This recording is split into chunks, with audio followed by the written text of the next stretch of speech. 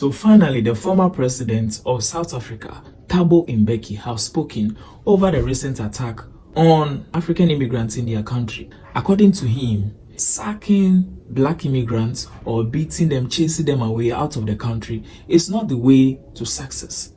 To him, they are not even the first problem to say that because of them, the indigenous South Africans are not getting jobs, their businesses are collapsing, all because of immigrants in their country. According to him, all these statements are false. I'm a former president of this country, and you'll never ever convince me that this economy is in crisis because of foreigners. The so-called undocumented people. Let's enforce the laws. You can't just come in illegally. So the thing about the registration of people undocumented is correct. But I'm saying it's incorrect to think that that economic crisis is caused by people who have come from the rest of the world. And people are very preoccupied with what happens in my country, but does not mean you focus on your country to the exclusion of the continent. Definition of a foreigner. A foreigner is a person who comes into your country without papers, doesn't have anything to show. That includes you. You are foreigners because you have nothing to show. You go around claiming this is your country. Let's go outside, show me papers that confirms you are the owner of this country. There's nothing, you don't own anything, yet you call people foreigners. You are a foreigner yourself because you do not own. Foreigners means visitors. Visitors are people who just come empty-handed with a small bag. When the time permits, they go. That's you. You are renting. You are marching from the hostels, beating up people that they must leave South Africa. Yet you do not own a hostel. You are paying a rent in that hostel. You can be removed yourself from that hostel.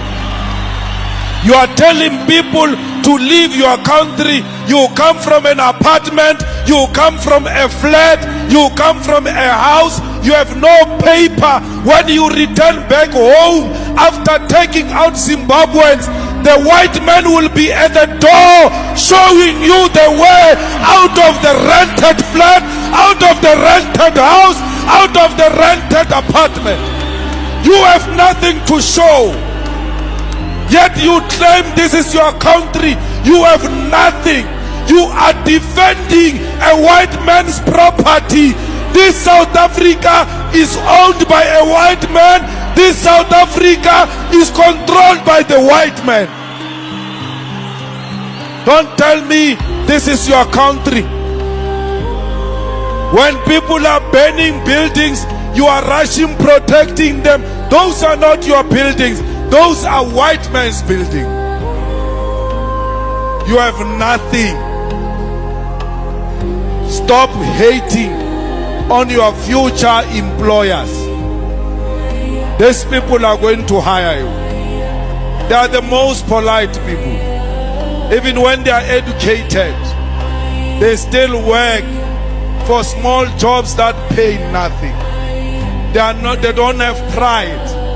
They know that you have to work to serve and feed your families. That's why they are here. One day, like it almost happened in Cuba when Obama wanted to lift the embargo against Cuba. One day it is going to happen. I pray to the ancestors of the revolution that it happens when I'm still alive, so that I can replay these videos and say, I warned you about harassing your future employers. I warned you about exploiting the people who are going to share their land with you because they've done it before. Why didn't Mugabe take the land immediately? He waited for you to get your freedom. Because had Mugabe take the land immediately, it would have caused a serious problem to a point where South Africa will not be liberated. They were a frontline state. They gave us a passage. They accommodated us. We stayed in their homes. They gave us food. They gave us shelter. They never called us names. Today it's our turn to say thank you. We become animals. It is not the spirit of Ubuntu what you are doing to these comrades of Zimbabwe. Comrades, the white people, the way they control us, we love them and we say they give us jobs. But the way they've made us to hate each other, even if a Nigerian was to come here and create 100,000 jobs, you will still beat that Nigerian. Because from now on, I won't be a South African. I'm ashamed to call myself a South African. I am a Nigerian. Call me names, I don't care. I don't care anymore. Because these are our people. I am an African. And then end of the day, they will be killed, and then there will be no justice. What for? All I'm asking is a Nigerian government to stand and fight for our people. What about the future, our children? As I'm speaking with you, I left with two boys. They have questions. This morning, the 13 years boy said, Mommy, I'm even scared to go to school. Is it a crime to be Nigerian? Why did they have to kill my father? What have they done? Mommy, am I safe? I feel that I'm no more safe. What kind of country is this? That a human being will be killed and then the suspect will just get a bail and walk freely. Like, seriously, I'm very angry. I'm too aggressive. This morning to my work, I just crack and cry because I still have questions. End of the day, the suspect is freely with his family. What about our children? Who cares about them? So I'm asking a Nigerian embassy to stand and fight for our people. They need to feel safe in this country, not to live like a fear people. All the time when they walk, these people, they work for themselves. They never steal. They'll never steal. They're hardworking people. Whatever they earn, they work for it. But our government here in South Africa, they just let people to be killed and they won't even get any justice. But in this one, I swear to God Almighty, I need justice. I need justice, and I know the God that I'm serving, He will do justice for me and my children. Thank you, Mama. Stop saying Namibians are taking your jobs. If we remove the borders, we are going to be unemployed. Hey, you are unemployed now with your border. The border is there as we speak, yet you are unemployed. Let me just bring in the cousin of the deceased. How are you feeling about the gunning down of your cousin? Good afternoon. I'm not feeling happy and I'm very sad. I'm very, very sad. I sat down yesterday, I asked myself, don't we have a leader in Africa? Because this is African continent. And in this very African continent, the way they brutally black people in this very country is very bad. I was on the street yesterday, another guy saw me, he's a Nigerian guy. He said to me, he said, I'm very sorry, I heard your uncle pass on. I said, thank you. He said, but my own is very bad. I said, what happened? He said, you know me with the 2 kids. He said, did you know they poisoned one of my child there at his school because he's a Nigerian? And I feel like, what is this?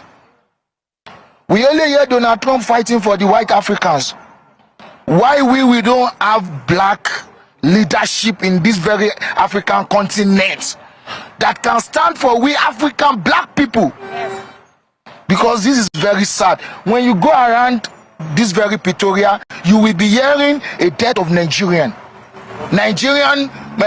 Somalian, Mozambique, Ethiopian. Is very sad. We are very tired of this, and we have a president, and Ramaphosa is the president, is UN president. Really? AU president. So why this is happening in South Africa, African continent? You can't work be free. When you work, when police find you are a Nigerian or you are not a South African, they have to say something about you. If they don't say you sell drug, they will find other thing to say. Is it everyone is selling drug? I myself, I don't know drug. I never see drug in my life. But when you step out, all what they know to say this, you said drug. So this is very sad. African leader, they must stand up. This killing in South Africa is too much. And we want the African leader to say something to Ramaphosa about this. They must learn how to respect foreigner. There's a foreigner in Nigeria. Yeah, there are a lot of foreigner in Nigeria. When you go to Nigeria, we Nigerian, we know white people as a foreigner. We don't know a black man as a foreigner in Nigeria. For me, growing up, when we are young, when we see a white people, we sing like this: Oyibo pepe, shuku shuku pepe, because we know them. They are a foreigner in African continent, not black people. A black man is very free in Nigeria. You can't treat a black man badly in Nigeria, you are going to be arrested. I believe in that. But in this very country, when a black people harass a black people, when you go to police station, police will ask you, what are you doing in this country? This is not your country. It's very sad.